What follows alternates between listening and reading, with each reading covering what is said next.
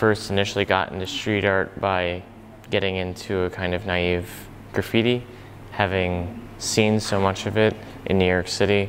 Naturally, every young adult or young adolescent wants to try their hand in navigating the city in such a fashion. So did some really poor, sort of impoverished graffiti, stylistically not so good. And then I began to notice some other works that actually moved beyond the style of letter and beyond writing, and became what we know today as street art. So most notably seeing the work of Elbow Toe, Swoon, Fail, Bass, Shepherd Ferry in the streets of New York. But honestly, I truly began working in street art and began my career of sorts by encountering the works online. So I actually learned about most of the works not from actually experiencing them in person in Brooklyn or Williamsburg or Crown Heights or something, or Soho. It was in fact a serendipitous meeting with someone on MySpace who introduced me to some of these blogs such as Worcester Collective and Streetsy that were instrumental in really publishing this local New York movement and to the globe.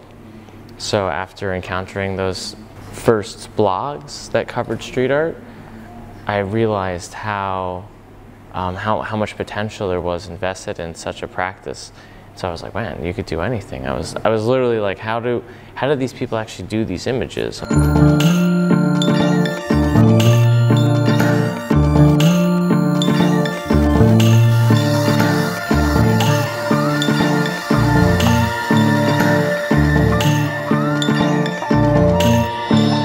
My friend introduced me to We Pay, stickers, all these different methods of working the street that move beyond the form of letter style. And after that, I kind of just began working on my own, navigating New York City on my bicycle with a 5-gallon bucket of wheat paste, putting up posters all over. And from the get-go, I got the sense that I had to move beyond the neighborhoods that were just sort of traditionally recognized as places where you could consume street art. So I wanted to go beyond Williamsburg and Soho and go to like Steinway in East New York and Harlem, Crown Heights, or the Bronx, and try to do something where the work wouldn't be as easily expected or encountered and would seem fresh, or would seem more part of the environment or part of a greater story rather than just an endless conversation of street artists talking to one another in these very fashionable neighborhoods.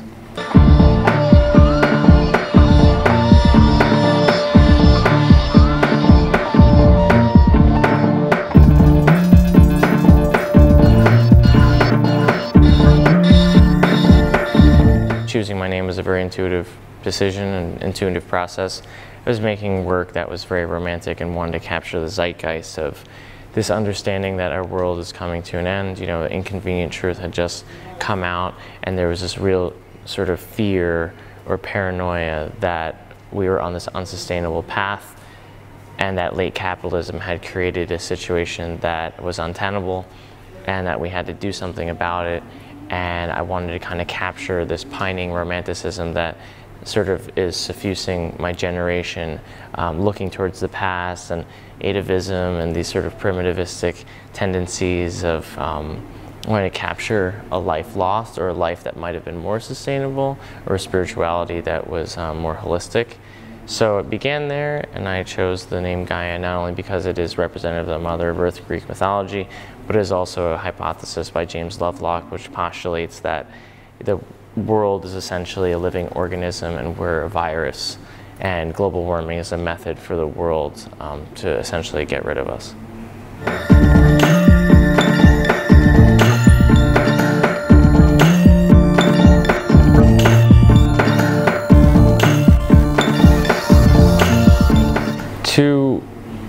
To be given the opportunity to work on a 6-story mural or work publicly, whether in fact you're legally making a small, intimate, human-sized piece or something on a sublime scale, is a tremendous responsibility, and I believe a responsibility that a lot of contemporary muralists and street artists don't take seriously enough. You're totally revisioning and recreating a space and recreating place. And by such a redefinition, one could, well, by such a redefinition, there's a real danger in creating something that doesn't really speak to the audience that's there, or doesn't really speak to the people who constitute that environment. So I try to do as much research as possible so that I could almost in a way subsume or get rid of my own ego or my own idiosyncratic tendencies, which we would call style. I want to kind of transcend style through specificity. So asking what the site wants or asking what the place wants rather than saying I want to insert this upon this place. So kind of a reversal with a foundation of research. And that research can cover a gamut of topics, whether they be people's histories or struggles, architectural form and style, and conflict of architectural form and style within an urban environment, different philosophies, contesting ethnic identities. And then I, in each project, try to develop a focus through these meandering researches. And so I didn't know what to produce for Pera Museum and what I'd create for the outside, but ultimately I encountered a really helpful blog called Reclaim Istanbul, and Yashar, who is the author of the blog, actually contributed text for the exhibition to give this piece more context, essentially. And from there, I recognized this real issue of unregulated labor conditions, even more specifically in construction and the construction industry. And I tried to create a portrait of the cost, or the human cost of development here, and what it means to be a global city and the kind of price you have to pay to become a global city so rapidly. And that entailed two different interests, one being Belgrade Forest and the danger posed for Belgrade Forest with the third Bosphorus Bridge being built and what that will bring for the last remaining bastion of nature up in the north. And then of course those that have to work within the construction industry because of the lack of other labor options, being such a prominent source of employment in Turkey, being such a prominent aspect of the Turkish economy. I just wanted to explore the built environment and the natural environment as a way of speaking of rampant development. So what you have is Belgrade Forest, and then a segment that is the little portion, the little sliver of the forest that is being cleared for the highway to the bridge. Then you move on to a particular tragedy in Esenyurt at Marmara Park, where men were burned alive within their tents because of lack of methods of escaping. And that tension that's there, you have a kind of a memorial feeling, and then that fades into the protests and the actual photos and pictures and portraits of that tragedy from the news. And then you have an accident at the third Bosphorus Bridge, and that then fades into a portrait of classic construction. Eventually that goes into an old photo, and then you have a wall of forget-me-nots, a helmet, a photo of Caprice 100 years ago, more or less, and then contemporaneously the state of the third Bosphorus Bridge as it is today.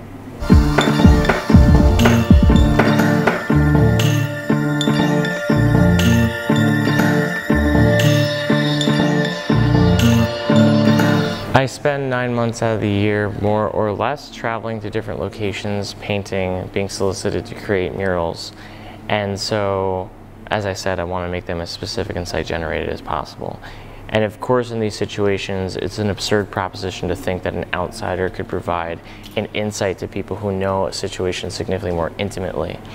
And that's why I do reach out as frequently as possible, and depending on their availability, to different organizations, different institutions, or different people to collaborate on an informal or more formal level.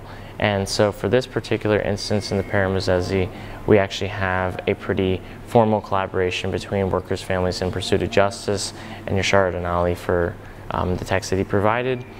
But in other situations, it's just about having a conversation, over a meal or something to gain a little bit more insight prior to actually implementing the work. I do unabashedly acknowledge my place as an outsider, and I'm not afraid of that place because sometimes it can be a refreshing perspective. And at least it is the least I could do in trying to speak about a certain cause or a certain, particular instance within a place.